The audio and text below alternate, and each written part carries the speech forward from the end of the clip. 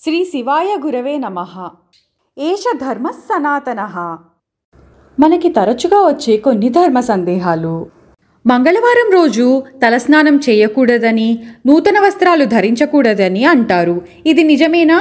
మరి ఆ రోజున పర్వదినాలు వస్తే ఏం చేయాలి? మంగళవారం రోజు తలస్నానం చేయకూడదు, నూతన వస్త్రాలు ధరించకూడదు అన్నది నిజమే అయినప్పటికీ ఆ రోజున పర్వదినాలు వస్తే ఈ నియమం వర్తించదు. మంగళవారమైనా ఆ రోజున తలస్నానం చేయవచ్చు, నూతన వస్త్రాలు ధరించవచ్చు. యజ్ఞం అంటే ఏమిటి? యజ్ఞం అంటే ఆరాధించడం, అర్పించడం. దేవతలను ప్రీతికరంగా ఆరాధించి అర్పించే భావన దేవయజ్ఞం. పితృప్రీతికరమైన కర్మ పితృయజ్ఞం. మనుష్య, భూత, ఋషిగణాలకు ప్రీతి కలిగించే కర్మలను మనుష్యయజ్ఞం, భూతయజ్ఞం, ఋషియజ్ఞాలని అంటారు. ఉసిరికాయను రాత్రిపూట తినకూడదంటారు. ఎందుకు తినకూడదంటారు? అలాగే ఇంకా ఏ రోజుల్లో అది తినకూడదు? ఉసిరికాయను రాత్రిపూట తినకూడదు అని శాస్త్రంలోనే చెప్పబడి ఉంది.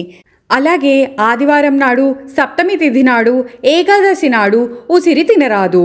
ద్వాదశి తిథి నాడు తప్పనిసరిగా తినాలి. దేవతా విజ్ఞానంతో పాటు వైద్య పరిజ్ఞానం కూడా ఇందులో ఉంది.